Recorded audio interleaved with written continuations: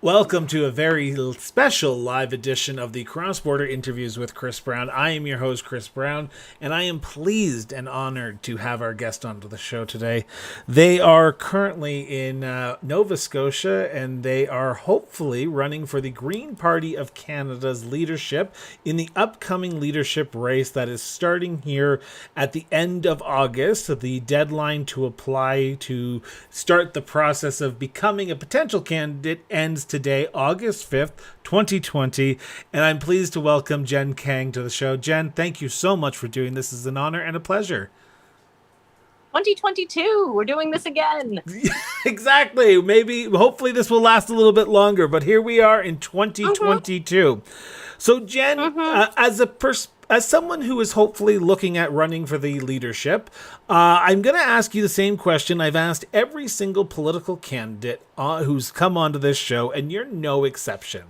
And that question is, Jenn, where does your sense of duty to serve come from? Oh, that's a good question. Right out the gate. That's interesting. I would say it comes from a variety of places. I think it comes from the people I associate with. It comes from the education I received. We had a requirement in my high school to do, it was either 60 or 90 hours of community service in order to graduate. So it was mandatory to, and I actually received the award in high school for Amare Servir, the Latin award to love and to serve, for going above and beyond. And I just have never stopped. So it comes from seeing injustice and getting infuriated by it. It comes from, why are you crying? This is mischief. It comes from, she's a rescue from Texas. She's overcome mange. It comes from just caring. It just comes from caring. It comes from my main motto of doing what I can with what I have where I am. And so that's what I'm going to try to do. And this is the biggest scale in which I've ever tried. So this is nationwide. This is huge. And before we talk about the leadership race and your potential entrance into it, I want to get to know the person behind the persona, because that's what this show's all about. Sometimes it's about policy and the future and all that, but it's also about getting to know the person who is running for these positions. And I gotta ask, where does politics come from for you? Like, was politics always something that was always interest of yours? Was it talked at the dinner table, around the dinner table with your family? Or where did the desire to get involved in politics? Because you can give back in many different ways, but you've chosen politics. Yes, and I've questioned that choice a few times along the way. I'll be honest with you, and I'll always be honest with you. And that was what I promised in 2017. The first time I ran provincially, I ran in East Hants, which you might not be familiar with either. And that video from the end of our debates is still up on YouTube, the East Hants debate. And I actually used vows from my wedding ceremonies. I'm an event celebrant, and I said things like, I promise to help you when you need it and to step aside when you don't. You know, I'll respect and honor you always. I will love you for all of my life. And to be honest, because that's something that a lot of politicians don't do. So it's one of those, a lot of people are cynical or skeptical about changing a system from the inside. But I tend to not get inside of systems so much as flail around on the outskirts. And the personal has kind of always been political. And I know that's a catchphrase, but it's true. When there are countries in which my marriage would not be recognized legally, when I would be persecuted or imprisoned, and I'm a very light-skinned person of color, but I am a person of color, and I recognize the privileges inherent. And so I've spent a lot of time figuring myself out, figuring out the world in which we live, being a first-generation Canadian, and so learning about what being Canadian means, learning about my parents and where my mom's from Colombia and my dad's from India. So learning about that, and having disagreements, as a teenager, I learned about all sorts of things. And then, I was honestly surprised the first time that I ran politically. I thought my dad was going to be upset with me, and he was proud. I was like, oh, okay. All right then. And I don't know how any member of my family votes. It's kind of a thing that we don't discuss. They know how I feel about a number of things. They obviously know which party I run for, but yeah, and they've never had an opportunity to vote for me. And I honestly don't know whether or not they'll become members in order to vote for me or not. That's their own personal freedom, but they've supported me. They bought this house.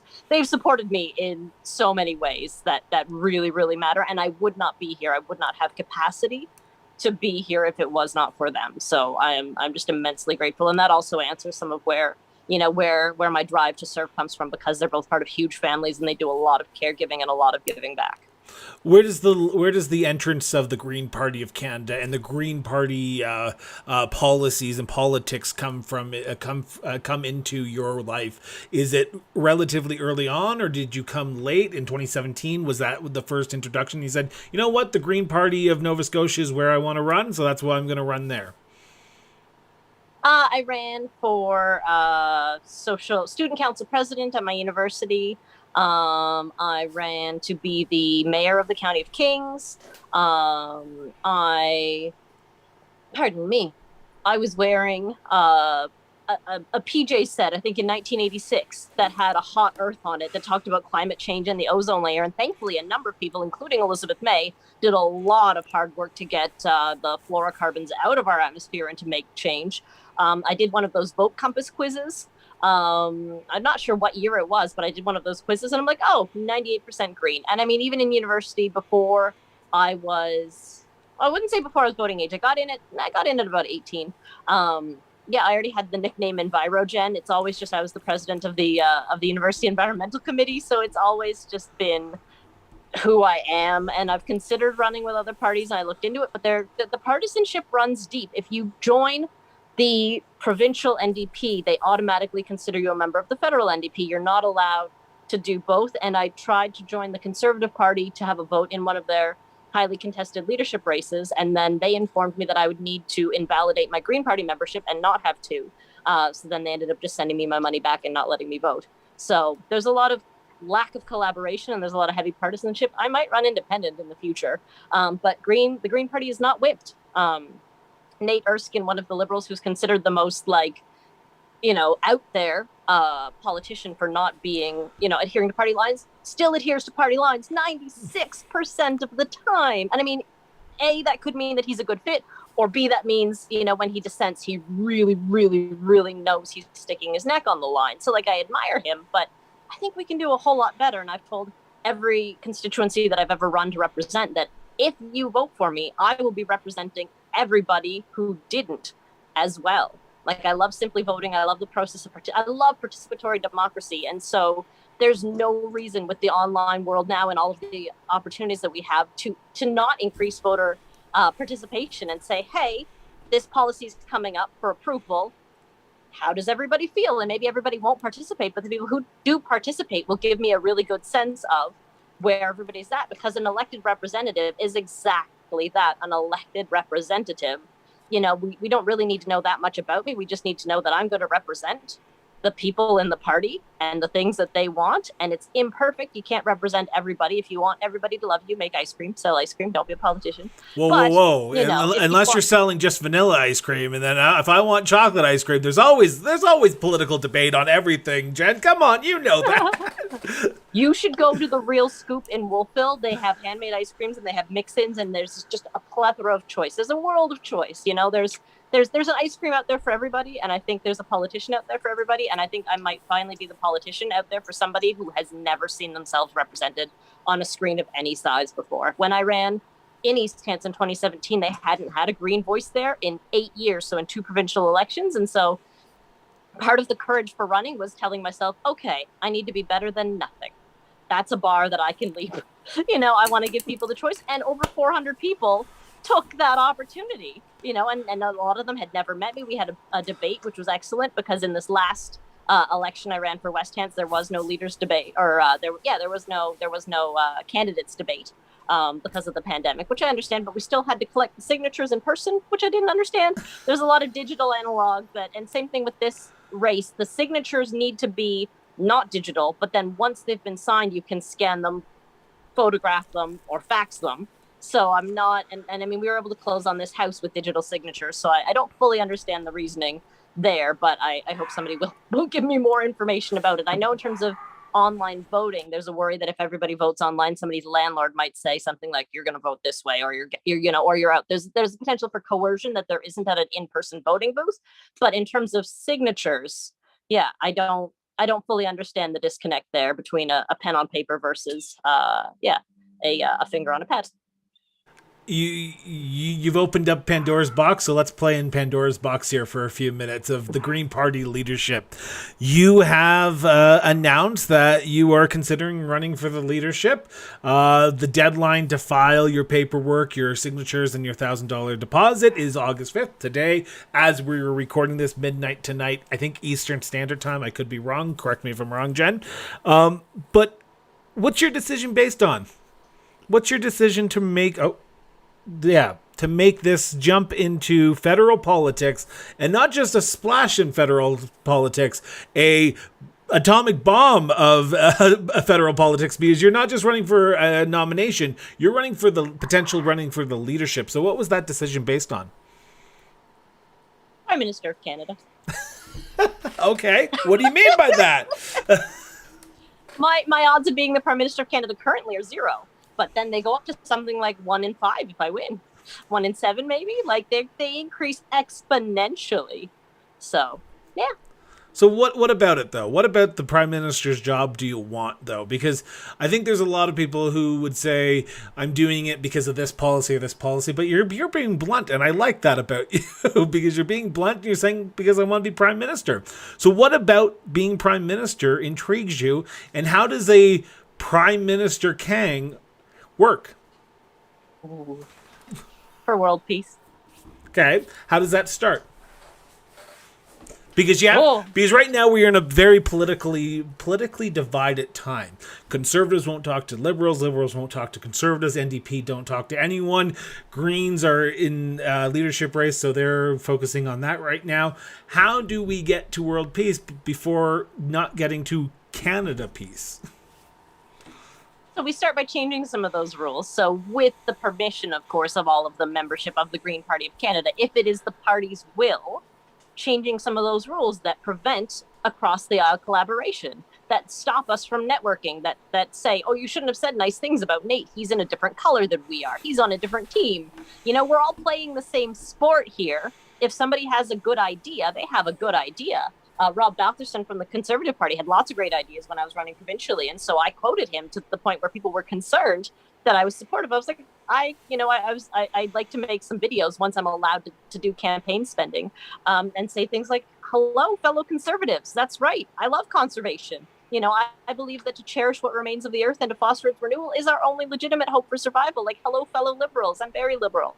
Hello, fellow Democrats. I'm very democratic. Hello, fellow progressives. That's what I aim to be. Like, those labels have become just convoluted, and there's so many parties in other countries and in ours who use words and who use labels that don't mean the dictionary definition, don't mean anything even close to what you would think that word meant if you saw it isolated. It's like I saw on a TV Tangerine Raptors basketball, and not being a huge sports fan, I was like, those are words.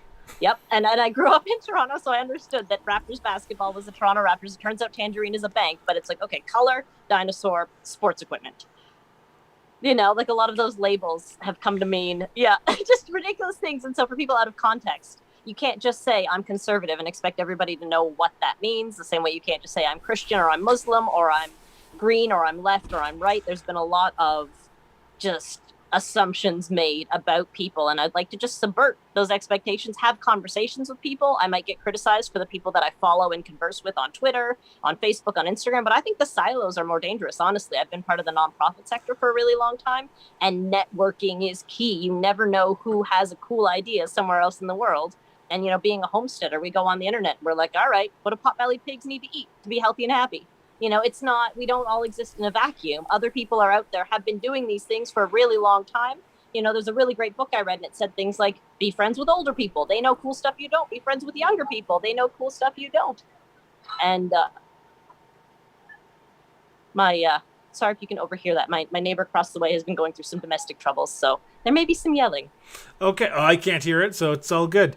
I'm glad you said that. It's not great, but I'm glad you said that, because on the show we've always prided ourselves on talking to everyone, and not just the liberals and the conservatives and the NDP, but we'll talk to the Christian Heritage Party, we'll talk to the PPC, because you know what? At the end of the day, we all put our pants on the exact same way, and I apologize for getting a little bit rude here, but we all wipe our butts the same way after we go to the washroom.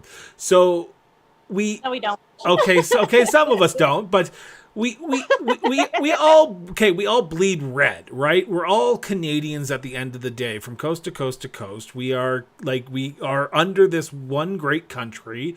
While it has its flaws, and I will agree that it has its flaws, we are trying to make it a better place for not just me, not just for you, but for everyone. And if we're not talking to people, then we're not doing Canada a service, but we're not also doing ourselves a service. So I applaud you for saying that. But I want to go back to a statement that you just said that was a little bit of a antenna up on my end. Was we don't know what conservative means because everyone's definition is going to be different, whether you go talk to someone in Nova Scotia or Alberta.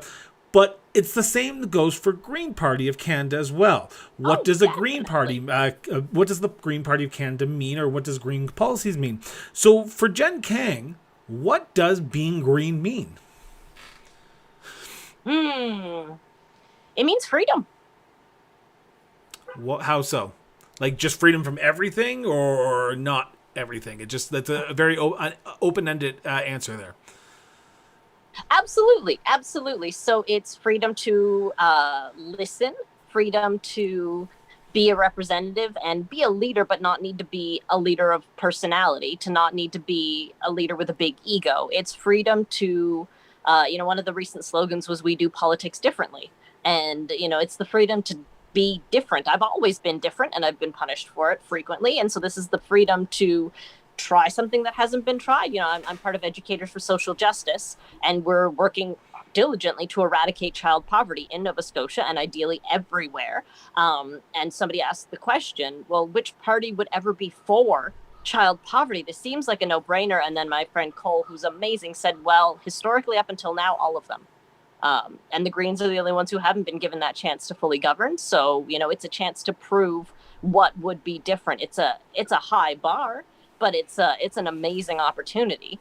And what it means to me, it means so many different things. Green, it's a very broad word. It's a beautiful color. It's the color of plants. It's the color of nature. It's the color of an ecosystem that humans do not know how to recreate. We don't know how to make a forest. We've been here for a really long time. We've done a lot of damage. We don't know how to fix it. We have ideas. We've got, monoculture is not the best way. We know this.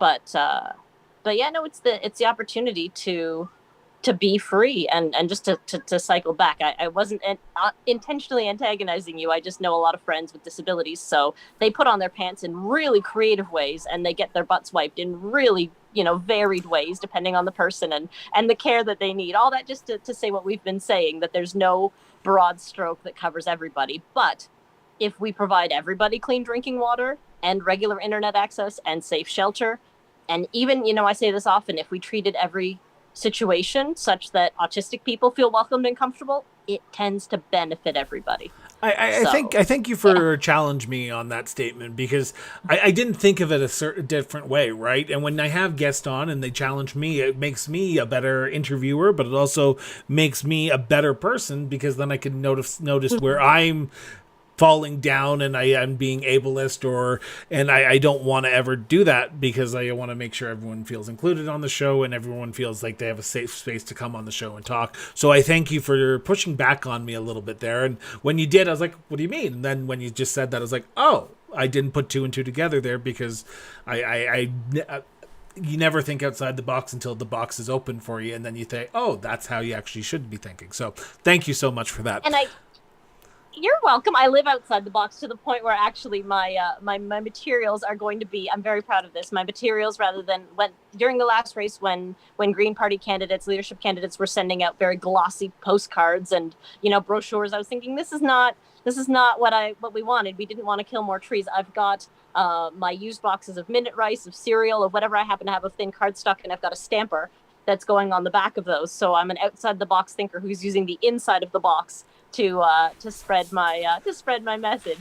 And I didn't think your intention was ableist. I just know that if you're not living your day to day, and even people who have full use of their two legs might get into their pants in a challenge mode by taking them and jumping into them like a jump rope. Like, we don't know how other people live. Like, I know lots of people who sit down to pee even if they have a penis, and a lot of them have been shamed for doing that. But if it's more comfortable and it means you don't get urine on your pants, then what's the harm in that?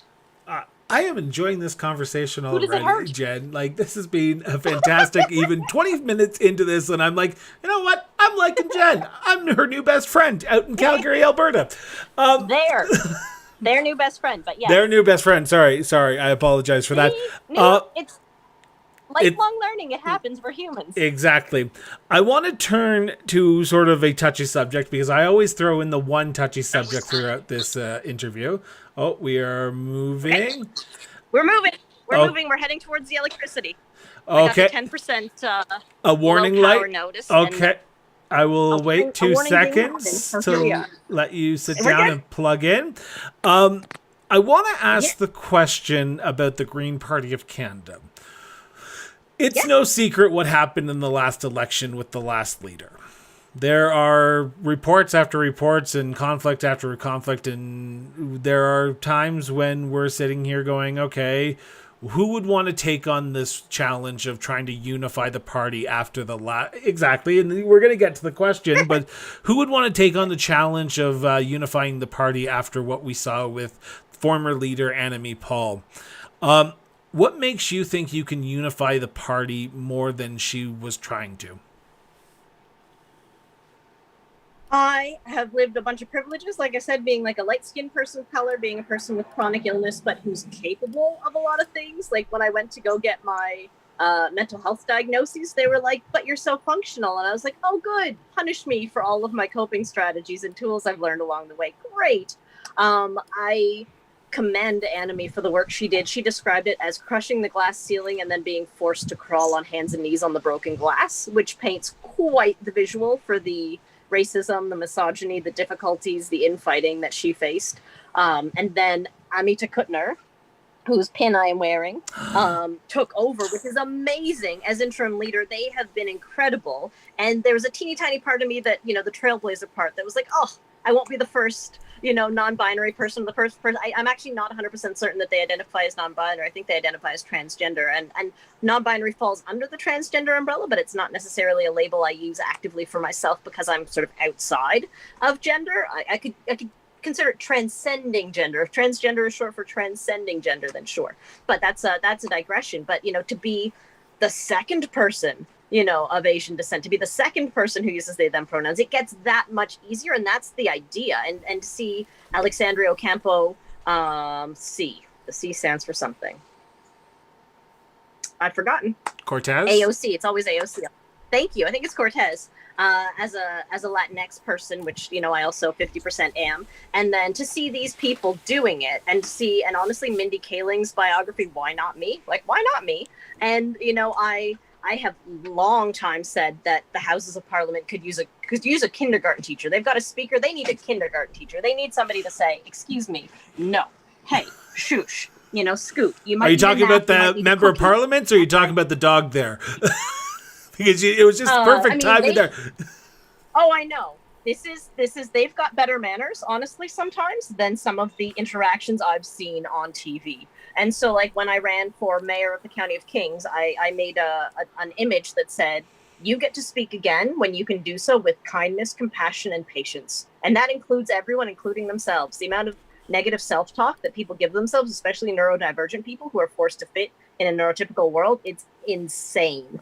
And the word insane is, it's losing a lot of its stigma, but like as someone who's been in the psych ward, it still carries some stigma. There's words that you can reclaim, and there's words that are still, that are still ouchy. I've forgotten the band's name, but there's this song and it goes north, south, east, and west. Let's get this party moving. And it's adorable, and it's a children's song, and it's also a great warm-up to a meeting or a convention. And I'm not afraid to be ridiculous. And as an ex once told me, I wasn't concerned about skeletons in my closet because they're not in my closet. I dress them up in costumes and I dance them around the living room. Like, if you asked if there's any subjects that are off limits, and there aren't. If somebody's like, you did this, I'd be like, yes, and I might have my own explanation, but it's not even necessarily defense. I might say, yes, that's accurate. And it might exclude me. I might not even pass vetting. There are all sorts of checks that are going to happen. August 5th is today, and that's the application deadline. But between August 5th and August 31st, I think even some of it's August 25th, there's a credit bureau check. There's criminal record checks. There's English and French proficiency language checks. There's a lot of hoops to still jump through, but I figured I'd give it a go. I figured I'd give it a try and see what's possible, see what's out there, see what people think, see what gaps are there, see how the other candidates do, and yeah, just learn and grow from it. The one thing that a lot of people have been making hay over for the last few weeks since the rules and timeline of this race came out was the French and English proficiency test. They harkened back to when Elizabeth May was first leader of the Green Party of Canada, saying she wasn't fluently bilingual in French and English. She was she was Anglophone, but she wasn't fluent in French. She did learn it throughout her time as leader, but this is a larger hill to climb on.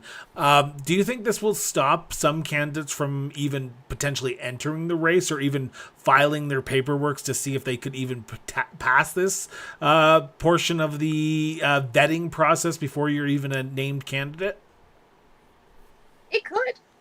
It could, absolutely. Like Naomi Howard from Saskatchewan spoke in an article that was published saying that, that Elizabeth at the time might not have even managed. And Elizabeth is reportedly running this time. So, I mean, now she will. Now she can do it. And she would also make a great prime minister. Naomi Hunter, right? Hunter, thank you. Okay. Yes.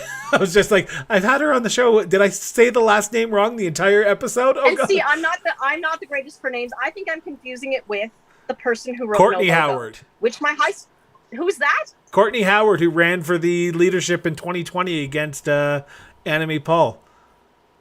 She was the doctor from the doctor from the Yukon. No, yeah. I'm thinking of the person who wrote the book No Logo. Oh, okay. Yeah. Anyhow. Yeah. Anyway, it's all there's a lot of names floating around in my brain. Thank you for correcting me. No, yeah. Hey, we learn. See? My next set of questions is about policy. And it's not about policy, but what would a leadership look like under Jenn Kang? And I want to know what's the first thing that you look at when you see the Green Party of Canada. What would you want changed to make it a more freedom party, a more welcoming party for different views? Ooh. What would be the first thing that I want changed? That's a very big question. Or what would you work towards? Because change doesn't happen overnight. What would you work on? Oh, goodness, no. Yeah, so it's Robert Foldrum is an author, and he's one of my inspirations, and he asked to lead the Ninth Symphony, the Ode to Joy, and when he was doing that, the regular conductor said, "You have a really confident command of the score." And he said, "Oh, I'm not looking at the score. When the section is ready to come in, they raise their instruments and they look at me. And so I just say, come on in." The benefit of being the representative of a grassroots party is that I don't need to come up with everything. I just look around and go, all right, what does everybody want? And what hasn't happened yet? And why hasn't it happened? Why did Annamie, encounter? I mean, I think that probably honestly has to be the biggest one. Who has, if one person says they encountered racism, that's a problem. Where's the problem? Who's being racist? How do we solve that? Is it education? Is it expulsion? Is it, I much prefer calling someone in to calling someone out. The expulsion of Alex Terrell from the leadership race is concerning. I don't agree with him on a number of views, but that's not the point. The point is this the right process, or should the voters have been given the chance to decide who they want to represent them? And if they didn't want someone like Alex representing them for whatever reason, that's up to them and not up to the federal council. So, yeah, I mean, my two main mottos are, can we all go? That's my favorite hashtag, can we all go? That started out for people with larger bodies being like, will I fit in the booth at this restaurant? It's going to be really embarrassing if I go all the way there. And so people were advocating for each other, informing one another. It's extended to accessibility, so that people have started putting on their posters for their events, there is a ramp, or there are 2 stairs, or the bathrooms are down, this hallway, but there's an elevator, to share that information. So the two main ones are, can we all go? And the second one is to change it so that free for all is no longer synonymous with frenzy. We have that in the form of public libraries. We used to have that in the form of our healthcare system, which is becoming increasingly multi-tiered and increasingly privatized and increasingly strained. The idea that anything that you need, that's a basic need, that anything that you need to live should not only not be taxed, should not have any charge at all. And I recognize that the Green Party is one of the smaller parties. So, the limits on my power will be there. And I'm not out there to be, a world dominator or a tyrant. But like I said, I want to do what I can with what I have where I am. And being the leader of a nationally recognized party significantly ups my capacity from being a person wearing a unicorn horn on a porch. We talked about political divide. We talked about the left versus the right divide, the conservatives versus liberals, the Greens versus the NDP, so on and so forth. But the one thing we haven't talked about, and this is where the next policy is going to come into play, is the provincial divide. The Alberta versus Quebec, the Ontario versus Alberta, the BC versus everyone. It seems like while we can talk about political divide, we have to talk about the country divide as well, and we break ourselves down into provinces.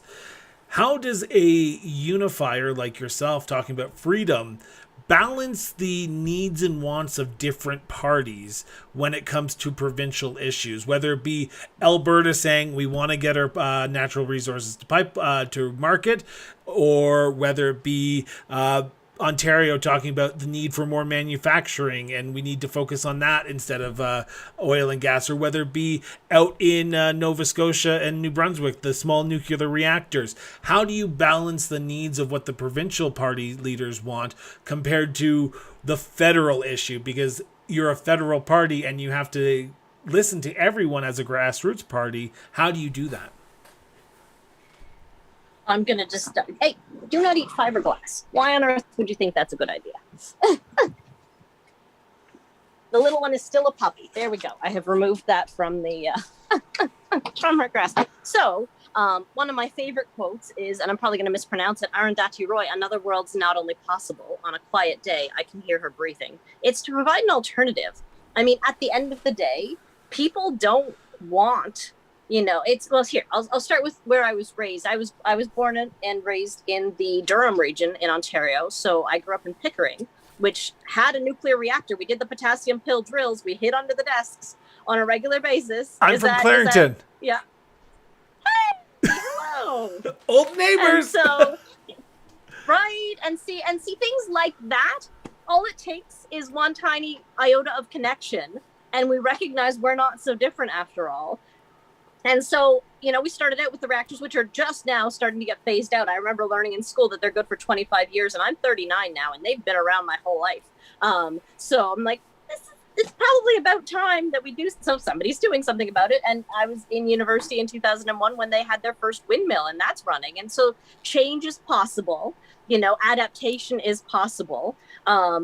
People don't necessarily want a pipeline so much as they want a guaranteed livelihood, so much as they want their life to not get more complicated, more expensive, more divisive, more troublesome, and like there's a lot of possibility. There's a lot of people who are overworked and underpaid and underappreciated. And if we do the things I was talking about, eradicating child poverty, getting everybody... And I want to correct you earlier. You said we're all Canadians. We're not. We're people who live within the borders of Canada. And you said we have to divide by provinces. We don't. Those are things that, colonists decided a very long time ago. The animals don't abide by the provincial borders. The nations who were here before us didn't draw those lines. There's a lot of there's a lot of ways that we don't. Yeah, I remember using the word citizens at one point during a provincial election, and then was informed, by somebody else that there are a lot of people who are aiming for their permanent residency, or who are, for whom citizenship is a goal, but it's not something that they have, and they still need to be taken care of, here. And that's something that's also important to recognize. So yeah, there's lots of differences, but I mean, I've lived in a number of different provinces. I grew up in Ontario. I spent 7 years in Quebec.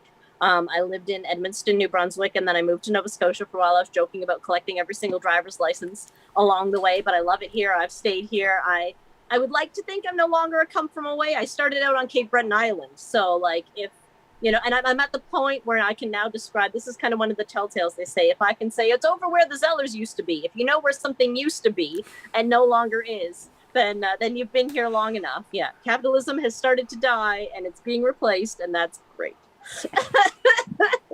I would love to turn the Zellers actually in our area into a makerspace, just a massive makerspace.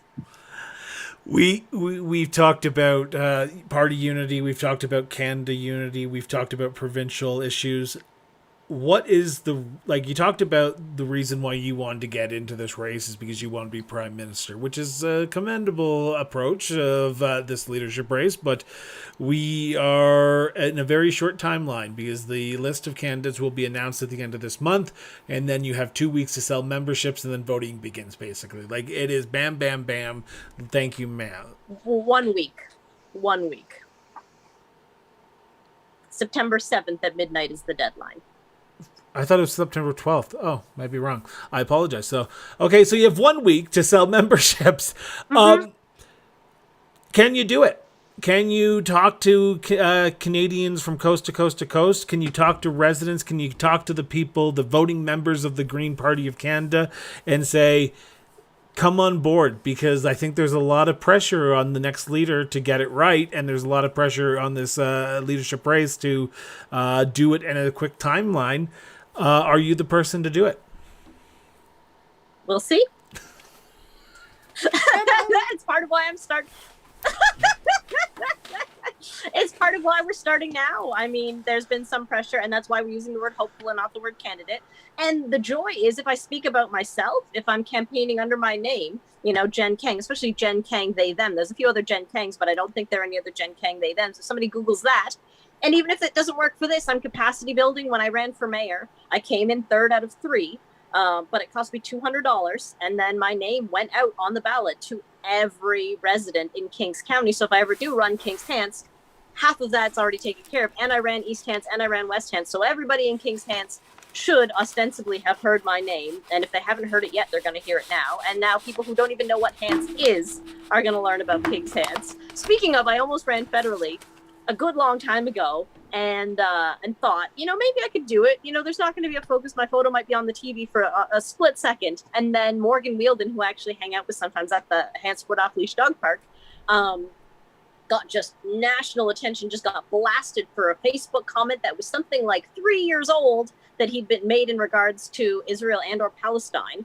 And that's how vague I don't necessarily need to be, but it's so sad that I've on purpose kept myself less informed because of all of the heat that people have come under. I will say I am opposed to genocide. That shouldn't be controversial, to be opposed to genocide. The definitions of genocide will differ. I'm also opposed to murder. I've done prison ministry. I'm friends with murderers. I won't tell you who, but I am opposed to the act of murder. You know, meat is also murder, and I eat meat, but I am opposed to the act of murder. Like, there's so many things, and we try to draw so many lines. We try to make strict rules. People who use the words always and forever and never, like in the domestic dispute that's happening over there, he said the words, you lied to me, you said forever. No one can promise you forever.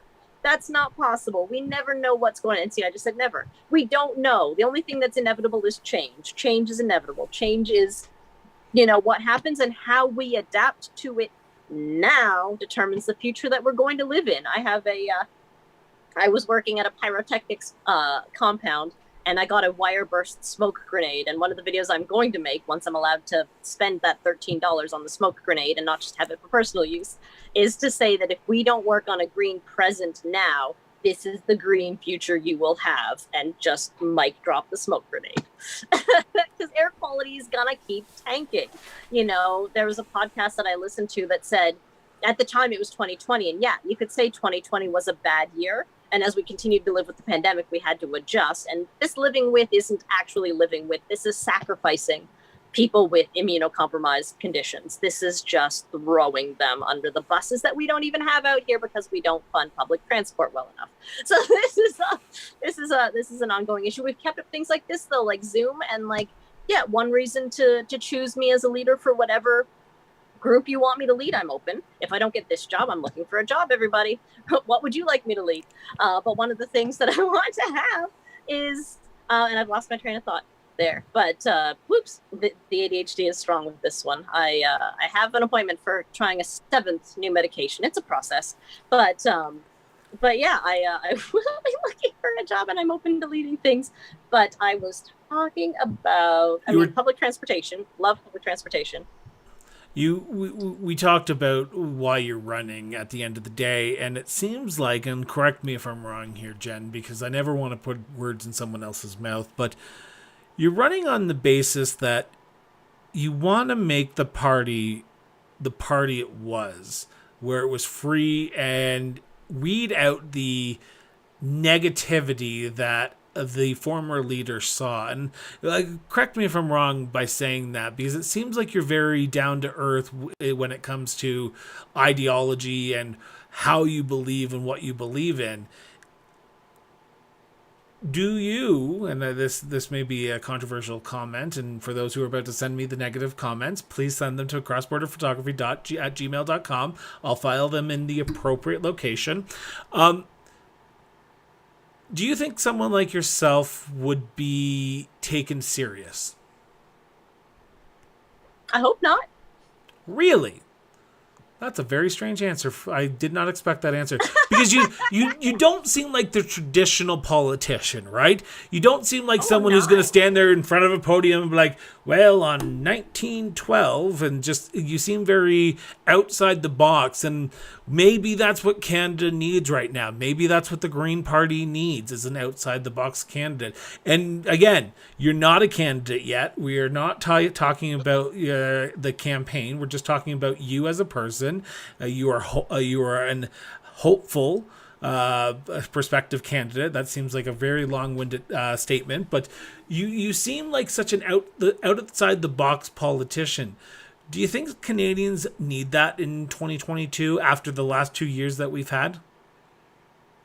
Yes, and I refound one of those threads. The podcast said, you can say 2020 was a bad year if you accept that we're going to be 2020 or worse every year from now on if we don't make changes.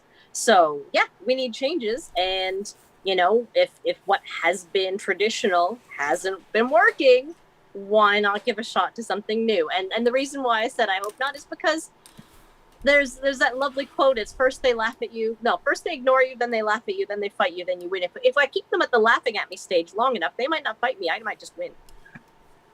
True. My last question for you here, because I'm just looking at the time and we're about 40 minutes and I don't want to keep you for the full day, but we probably could talk for the full day because it seems like you're very energetic and likes to talk. But I want to know, what's next?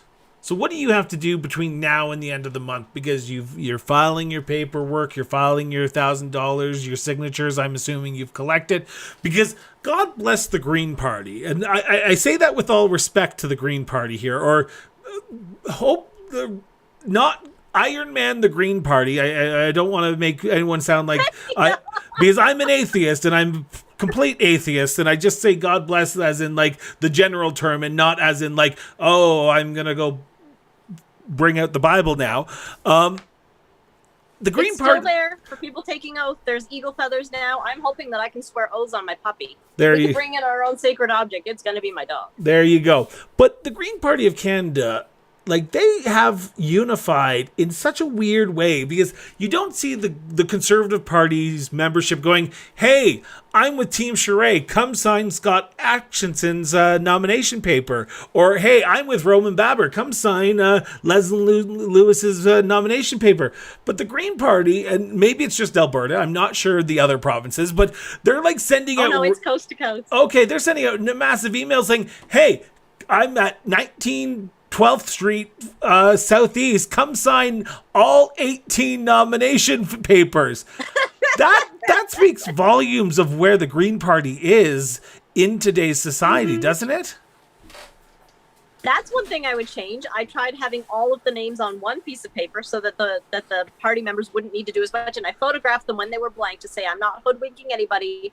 I'm not putting one name on, getting everybody signed, and then adding a whole bunch of other names in. I had all of the names in at the start, but that was not accepted. We had to go back to I needed to print out 18 sheets of paper for 18 different candidates and anybody who wanted to sign. I mean, I guess that gives you a bit more choice, because if somebody had issue with one person, they might say, but they could have made a little note, except for, Bob. I don't like Bob. Everybody but Bob. But yeah.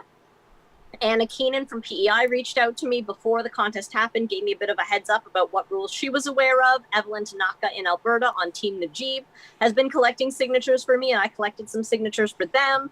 I've been chatting with Sarah Gabriel Barron about collecting signatures, and yeah, I'm still collecting signatures. It's good to have a healthy buffer, because it's a minimum of 100 and it's a minimum of 20 from outside of your region, and it's a minimum of 20 from Young Greens, and the more the merrier. And what's next, you asked me. So yeah, I don't know what's next in terms of, like, I know what I need to do, but the way that I see my life is sort of a sound slider. There's a whole quest of things. Like, I started out the day intending to clean out the fridge, and instead I made a mobile.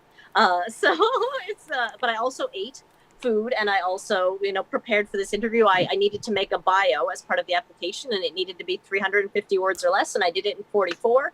So as a hyperverbal person, I'm very proud of myself. I'm going to post that to my Twitter and my Instagram and my everywhere else.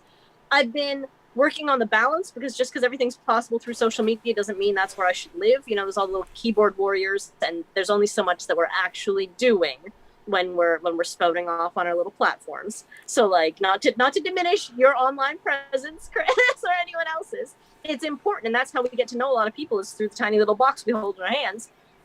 But there's more to it than that, and it's been lovely. There is something to be said about meeting people in person, and I wanted to just kind of circle back to what you were saying. It's not a nostalgia. I think nostalgia is dangerous. I'm not trying to get the party back to anything it was. I'm trying to get the party to what it could be, to what maybe nobody's even imagined is possible, because I'm an outside the box thinker. And I offer creative problem solving skills for anybody who wants to hire me. $1 a minute. I can do a whole lot in 1 minute. And if anybody doesn't want to support the Green Party of Canada, because a lot of people have lost hope, and I don't want to force anybody to feel uncomfortable joining a party that they don't feel aligns with them. If you like me but don't like the Green Party of Canada, you can donate to my costs of living.